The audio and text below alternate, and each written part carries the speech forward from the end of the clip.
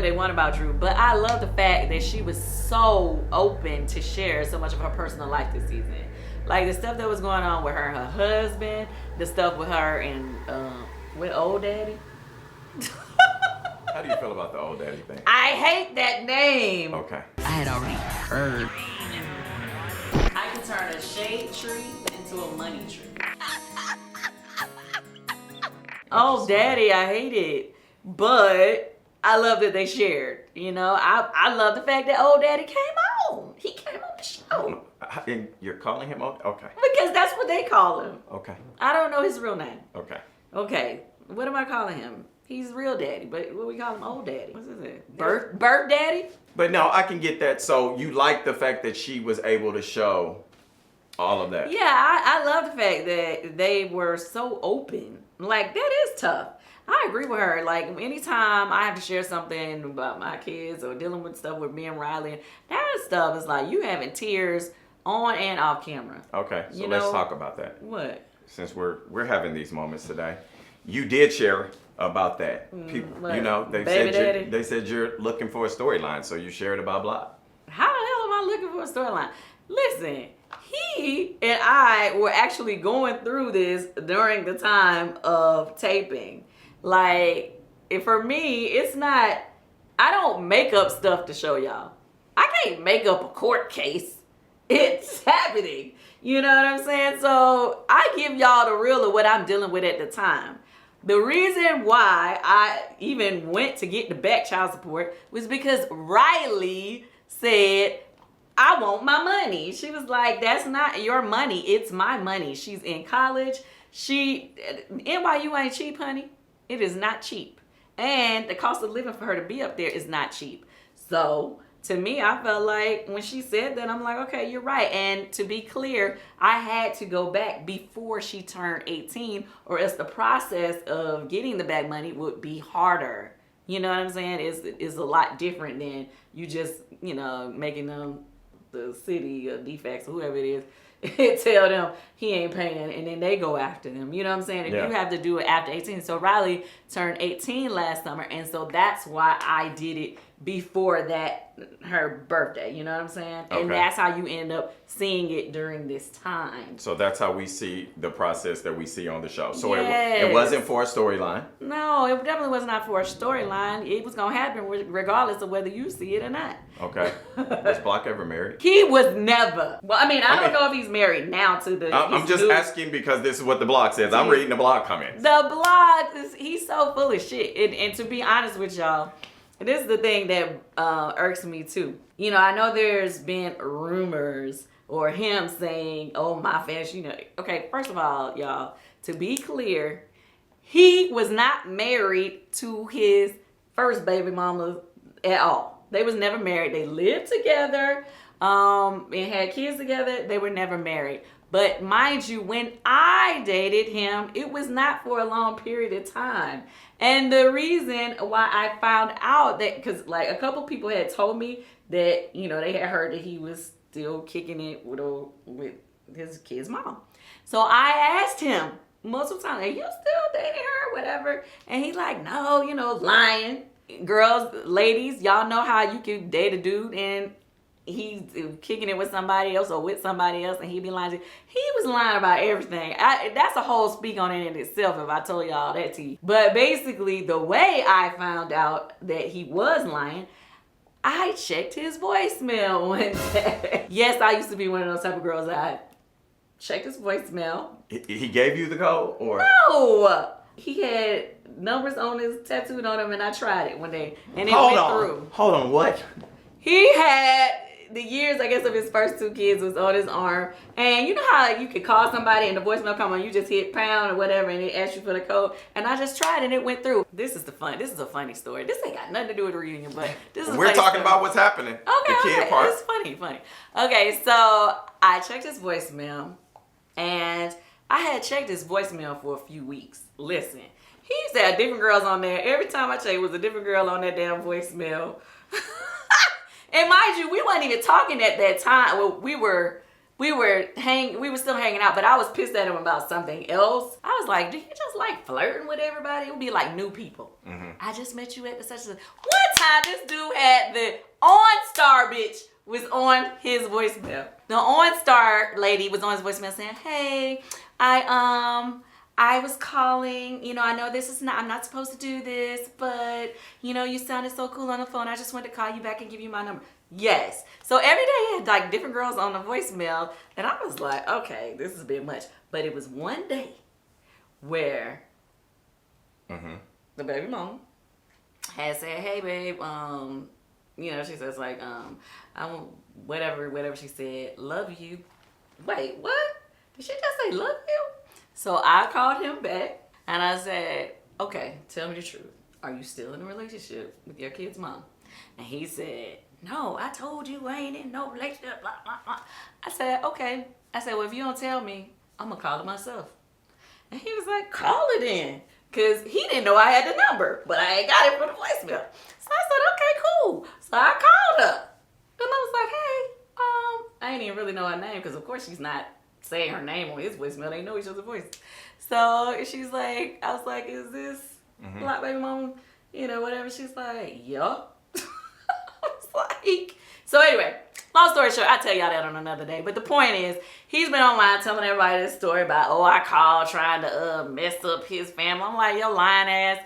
Basically, you messed up your own damn family. You was trying to date multiple women at the same time. I had to call her because you were a big liar. I had heard on the voicemail basically giving signs of y'all was still together. So I told you if you didn't tell me the truth, I was going to call her. He lied, so I called her. Simple as that. And at that point, me and him never kicked it ever again on that level. So I never knowingly disrespected this woman. And bottom line is, people, she nor I are neither one of us is with that man. So I don't know why everybody or he or whoever wants to keep going on about his past relationship and where we were. I was 26 at the time I had Riley, so I was 25 when he and I kicked it for that brief moment. And yeah, it is what it is. So it came up because you felt it with the Drew moment, and you liked how she talked about it.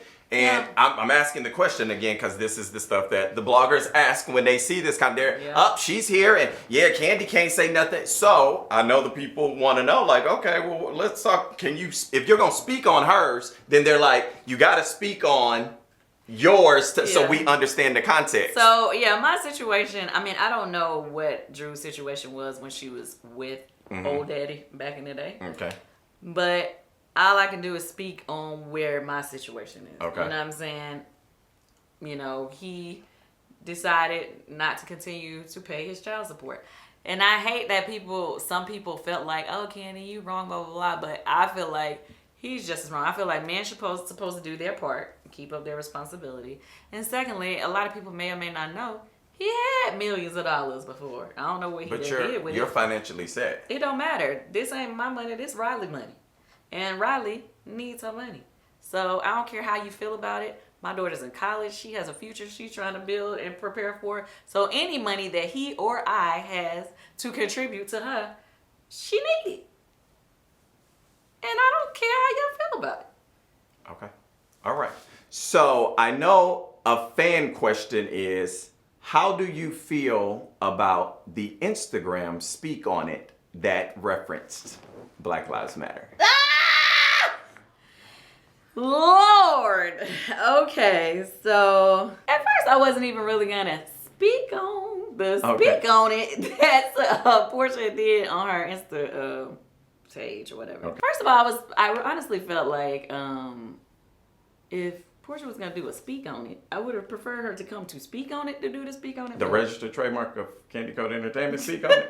Okay, I'm just making sure we know it is registered. But, if that's what she felt like she needed to do, fine. Yeah, I honestly never really expected her to accept the invitation and whatever. Okay. And so I wasn't really offended by it, but I just thought it was kind of interesting that, when she wanted to say her opinion online, she had to do a speak on it. Okay. So I thought that was interesting. But to basically get off into it, it's really hard to summarize my opinion. We're gonna give the summary version speak on it. I'm trying to figure out the summary version because it wasn't a lot explained. Okay, so let me ask certain questions, and then maybe that'll help to lead to the summary. You get what I'm saying? So we talk about the activism, and they talk about how they, the non-support of each other, but it leads the way. After reunion, there was an article that was released by New York Magazine and Vulture that talked about a quote-unquote deleted scene,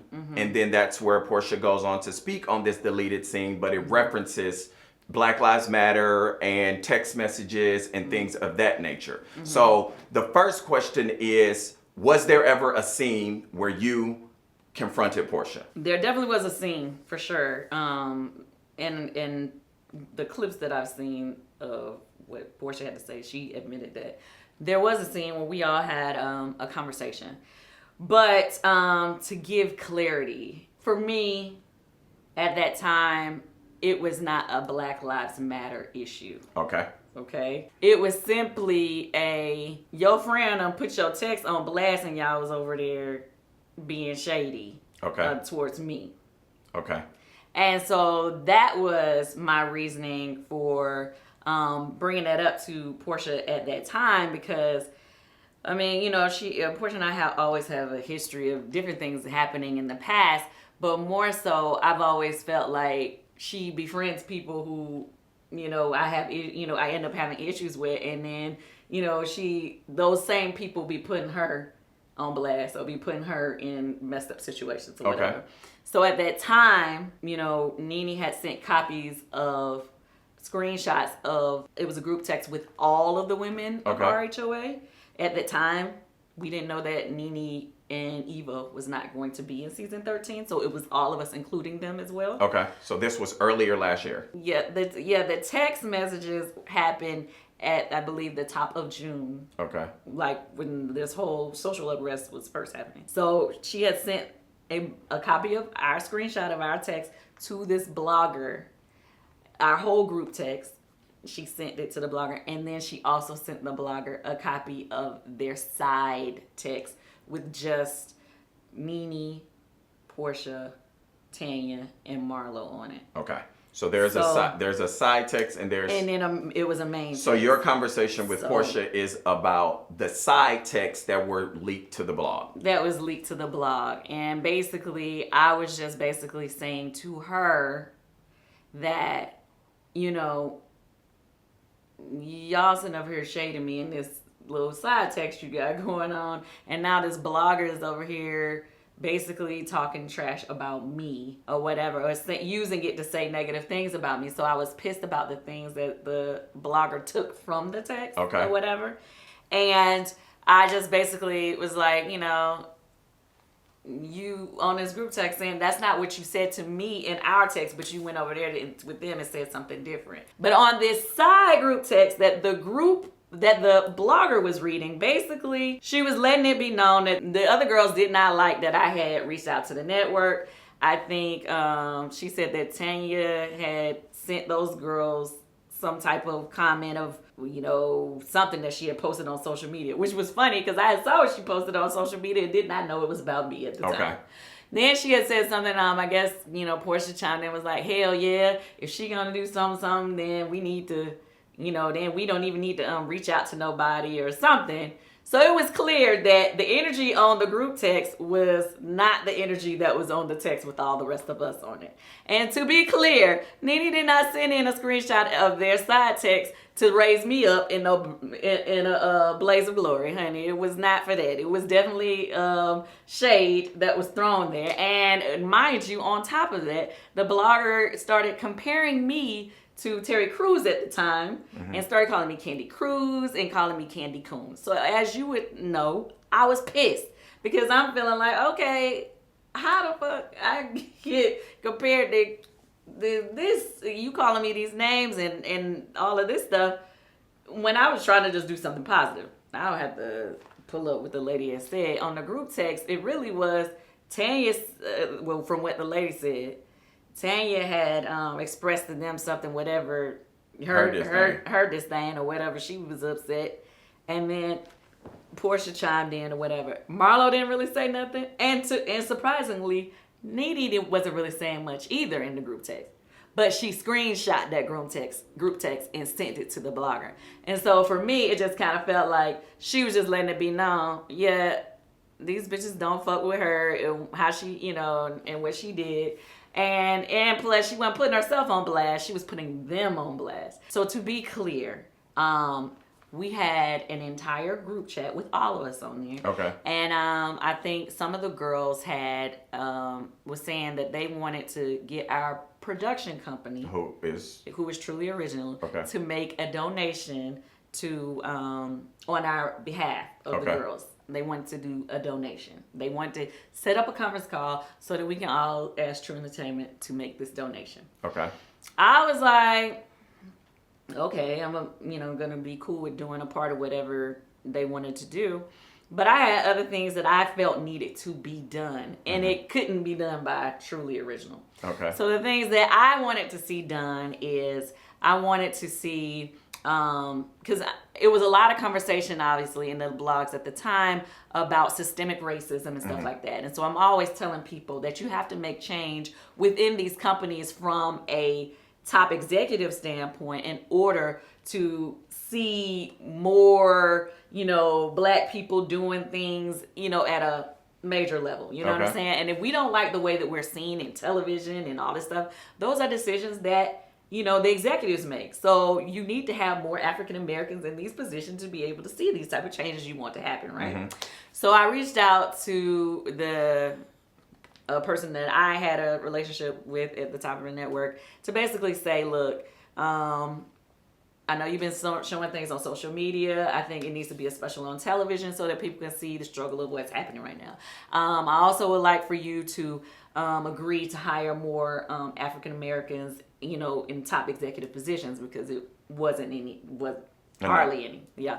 I was like, I also would like for you to get more positions for African American students in your PAGE program. So the PAGE program at the network is a program that they use to hire from within, and they train these people. So a lot of those people move up into bigger positions, right? So I was like, and also I asked them to give more, maybe scholarships to African American scholarships and internships to students from HBCU schools.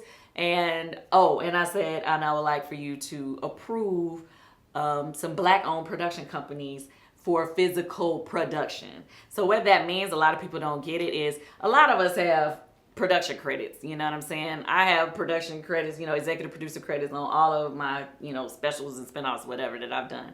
So I got tons of credits, okay? It wasn't about me getting a credit. I wanted somebody to there aren't any black-owned production companies that have approval to do physical production for the company, which means the physical production those are the people who hire all the people on the crew. They're the people that control the budget. Whatever's left over from the budget, they get to keep it. And they actually are over the work that gets turned into the network. You know what I'm saying? So there weren't none black-owned production companies that was approved by Bravo at that time. Okay. So typically, like, any of the people who have ideas, they always would partner them with a production company, typically that was white owned, I'm not gonna say white owned, but not black owned, to do the shows. So I asked that they finally approve some black owned companies. I didn't tell the ladies that I had reached out to the network to make those requests. Okay. I did not. Yeah, I was approaching the network, not the production company. And to be clear, none of the girls was talking about even going to the network. They only ever said production company. And you talked to the production company as a whole, the RHOA girls. You guys talked to them about a donation. No. They hadn't even talked to the production company at the time when I sent this email. Okay. But that was what they wanted to do. They wanted to do. And then separately, you were talking to the network about things outside of a donation. Yeah. I wasn't asking for no donation. Gotcha. I had already sent in donations on my own behalf. And then I felt like the girls were asking because I asked our production company for a donation, and they didn't even really have a number they was requesting them to pay another. And my whole thing was like, what is the donation gonna do if we ain't really telling them what we want to do with, like, let's set terms, you know what I'm saying? Okay.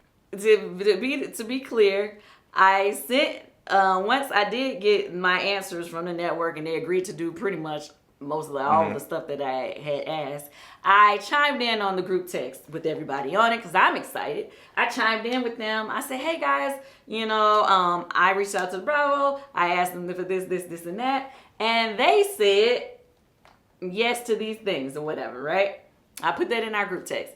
I think Cynthia, Marlo did, Kenya, they all was like, oh, great job, that's dope, blah, blah, blah, blah. Crickets from the rest of them. So I thought it was a little odd. Eventually, Portia had chimed in and said, oh, I'm going to read this later. So I was like, okay. Okay, cool. Maybe she ain't got time to read what I say right now. So then the next day, Portia chimed in on the text and was like, I'm glad you got what you wanted, Candy. That's Okay. good. And I thought that was an odd, reply, but I was just like, got what I wanted? I mean, I thought all of us would be happy that they could say they're going to do this stuff, but okay, cool, whatever. So that was on our whole group text with everybody. All right. Just to be clear, if anybody wants to know why I wouldn't have put the girls on my email, my texts with different group members have been screenshot, sent to blogs, and put online multiple times, okay? You do not have to worry about me ever including any of them on no email that I'm going to put to a head of the network, okay? To be clear. I mean, no offense to them, but it's like, if I know that this is the type of stuff that goes on, I'm leery about including you on an official email I'm sending to the powers that be. You know what I'm saying? Have any of you ever included each other? And I just want clarity so I know. No, none of them have ever included me on any network emails or texts or calls that they've ever done. Okay, so yeah, so here, and none. I just want to make sure, because I'm telling I read comments too. So were you on the email or whatever phone conversations that were previously had about this scene should be taken out? Did anybody? No, and that's what, I'm definitely gonna get to that point. So like I said, that was the email that I sent. It was, I texted to the girls. I'm just letting them know what I did as a courtesy. Not that I have to let anybody know, but I'm just giving them a courtesy. Okay, it was like, so that's how I ended up having the conversation with Portia at the event. At the event. Because I was like, okay, y'all got, your text was put on blast. And me and her was talking about the text, and I was like, it was shady, whatever. And at the time, Portia was like, well, you weren't meant to see that text. She didn't say I didn't say it, or it wasn't negative, or none of that. It was just, well, you really wasn't meant to see that. You know what I'm saying? So I kind of felt like, well, you know what? I'm not going to keep going on and making this a big deal, because at the end of the day, we all have said shady stuff about each other, so I don't really want to just keep going back and forth about this. But then Kenya did chime in, and I guess that was more so where she was kind of questioning Portia's, how, like, okay. Her activism. Yeah, because she was saying, her activism, because she was basically like, if you really wanted us to move forward, you wouldn't have had anything shady to say about it, because these are positive things that we all should have wanted. You know what I mean? So she was like, you want to be the only one that looks like you doing something. And so that's what Kenya was saying. So they started having this argument. So that's where the narrative changed a little. Your narrative, yes. Your narrative was with, I did something, my friend was talking about me on a group text, and then it became this thing about Black Lives Matter and my activism. Because I wasn't saying anything about Black Lives Matter. I was just like, oh, y'all over here on this text being shady. And they started having this conversation that made it more of going back and forth about each other's efforts. Gotcha. Okay. So at that point, when we left there, I guess Portia was very upset about it, because she didn't like the way it made us look, her look, whatever. And so she was like, I'm not filming anymore. I don't think she filmed anymore that weekend or whatever. And I guess that's when she had the conversation with the network, basically saying to them, like, to get them to remove the footage or whatever. Now, the next day, she did reach out to me. Mm-hmm. And those are some of the screenshots that she posted. And that's what I'm saying. Like, I didn't understand why she screenshot and posted me and her text messages, because that was not even what the drama was about. Me and her didn't have any drama on the text. We talked it through. I was telling her I didn't feel like it was about Black Lives Matter. It was just about being shady. And so she asked me to send her the video that I seen from the blogger. I sent it to her. And so she in turn sent me screenshots of her text. But the text that she sent, it was a part of what the blogger said. But there were a couple things on there that aren't shown. She did not send me the full text thread that the blogger was saying. She only sent part of the text thread. So, like, when you guys seen it, was like, they weren't saying nothing, blah, blah, blah, blah. It's like, okay, first of all, you would have had to see what the blogger said to know it was more to that text thread. Second of all, you also have to know in the context of, this is what the whole group text, what they were saying, and this is what they were saying on their side text at the same time. So if you saw both, then you know it was kind of shady. You know what I mean? For me, when she explained to me that she didn't want us to be arguing about this type of stuff, I just let it go. I thought it was crazy that they took a whole scene out of the show because of it, because I was like, it really wasn't about Black Lives Matter. It was more so about the shadiness of the situation. But okay, if that's what needs to be done. But Kenya felt like she, at that point, was made to look crazy. Gotcha. Because she felt like, now y'all got me saying these things about her and you showing that, but you're not showing part of the reason why I start saying this. Got you. So that's where the whole Kenya part came into play. That was a long ass story. So that's probably going to have to be a separate if I could speak on it. This is what I took from whatever the thing. I think a lot of people assume that I was benefiting myself by getting that special done. Because I've heard different things of people saying about the special. The special, I did get executive producer credit because I gave that to the network and asked them to do it. But I didn't run the physical production. 2 Black women who had never got that opportunity from Bravo before to run a production got the chance for their company to do the physical production for the special. They had done a lot of work. They had a lot of credits under their belt. They had worked with Bravo before, but they had never had the opportunity to do the physical production. And because of my call or my email, Bravo hired their company and made them a Bravo approved company to start doing productions there. Which was my goal from the first place. So, yes, people can say what they want to say, but I didn't get no extra money from it. It didn't do nothing for me that out of the ordinary besides, getting more word out about what we was going through in our cause. I didn't get nothing. So, y'all can stop saying I was trying to do it for myself, because I got multiple executive producer credits on many, many, many other things. So, no, I did not do it for me. I was doing it to try to get the word out there about what was going on in Black America, for the Black Americans. And I wanted to get a Black production company approved by the network, which is what happened. So that's the first thing. Second thing, on the blogs I saw where Portia basically, she didn't say anything negative about me. So this is not negative about Portia or anything, but I did see where she was like, she wanted to support me, and that's what, she did do the special. And I want her to know, it's like, I wanted to support you too. Originally, when the producers decided who they wanted on the list and that they were getting to do the special, because it was supposed to be Black people from different shows on the network, or not just Black, but, different people on the network, Portia was not on the list. I went back and requested and asked them, I said, you guys have to have Portia on this list. She's doing a lot for the community right now with her efforts, with the, everything she had been doing for BLM. And I also said, I brought up all the things that her grandfather had done. I was like, you guys, you can't do this special and not include her. And then they went back and asked her to be a part of it. So I'm glad that she wanted to support me, but I want her to know, I wanted to support you too. And I was trying to do the right thing to make sure you were still being seen in the light that you had been doing. You know what I mean? So you know, I think because sometimes you don't tell somebody the background of which things are happening, maybe they don't get it. Okay. You know, so In theory, you and Portia had a misunderstanding that some people, you know, and I don't know who, has made to be this other activism issue.